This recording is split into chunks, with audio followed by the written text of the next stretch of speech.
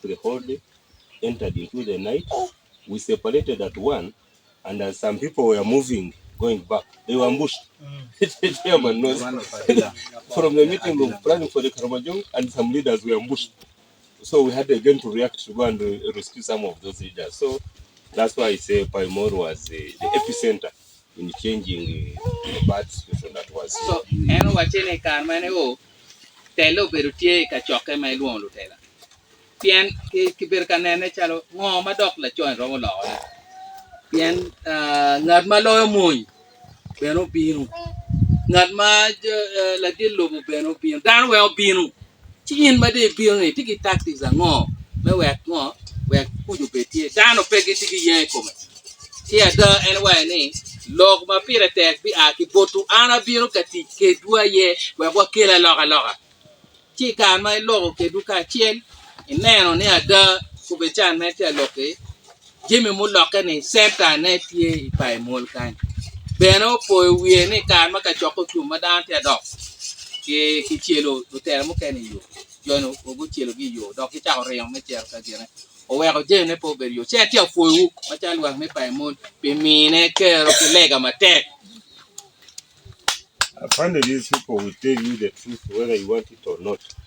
I think at that time, as we were doing that reorganization, and they were saying, no, put our boys who were in Arrow into your formations, and we were saying we cannot give some guns, but they can go with you to show you ambush sites and whatever. One of the CEOs who was here, we sent him to Timaka. And these people, we brought another CEO, Omon, who is a bond of good. 2 months they summoned me and said, you take your money. You bring back our Namanya. And I was wondering how can Omoni fail in his own people? He said, this man, he doesn't know how to handle us. So here, if you don't really work with the people, you are just deceiving yourself. So I want to thank the district also.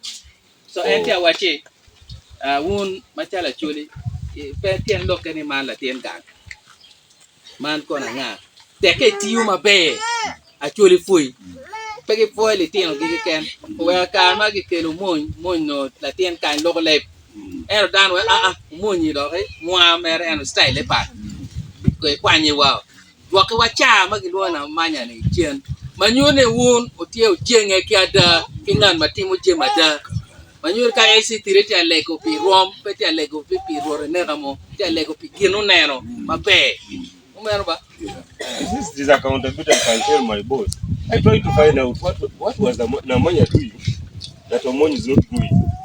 These people, I found out Namanya was just doing participatory leadership, moving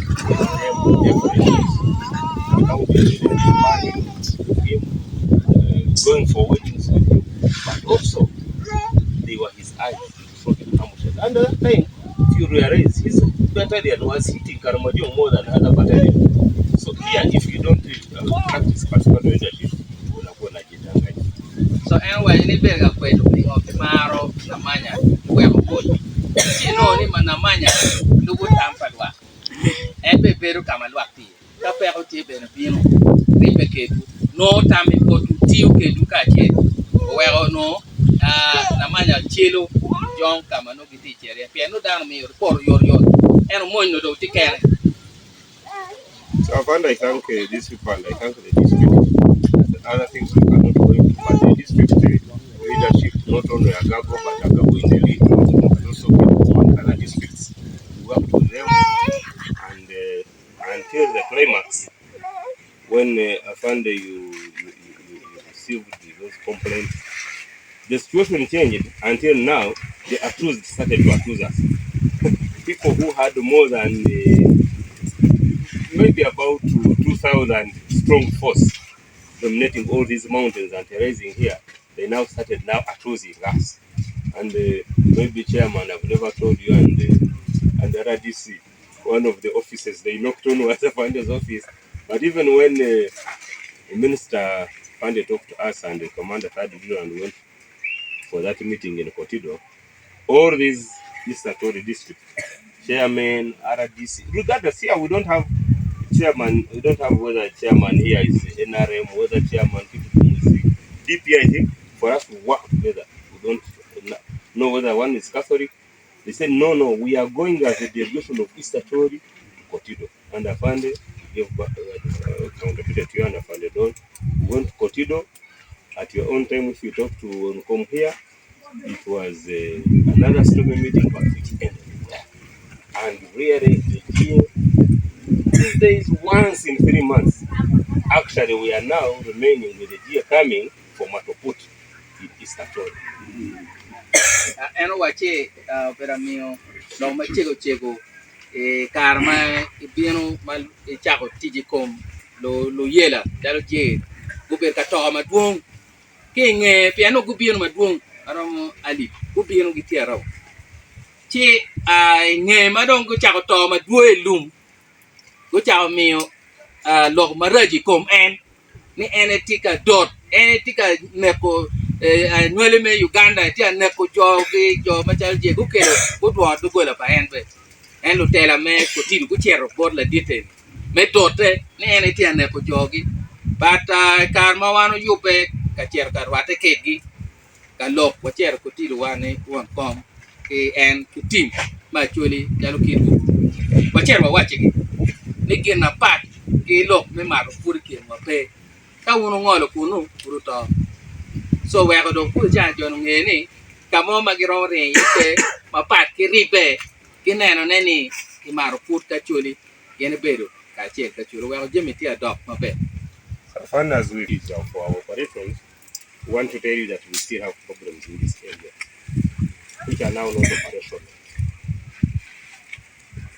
En ti awaji kila dite dong man pa jo lo mechiele ni waene kiribet lo mechiele no dok pin operation men neno jon do dok pin ti peko men mi waji kila dite mati ya chuli ka Afande, you allow us to tell you this problem so that when you are at the strategic level, you can also amplify the voice. En waene mi waji ira lokene uyene me waji wekedi waji weka eno chero ka choke pa jo madong o lwa chwal kwena ene bod lo biro mano lo ge la dit lo bien la dit lo rate ke di ter yes. Afande, you have driven here in broad daylight. The biggest problem we have here in East Acholi is poverty. Yen madong dit lo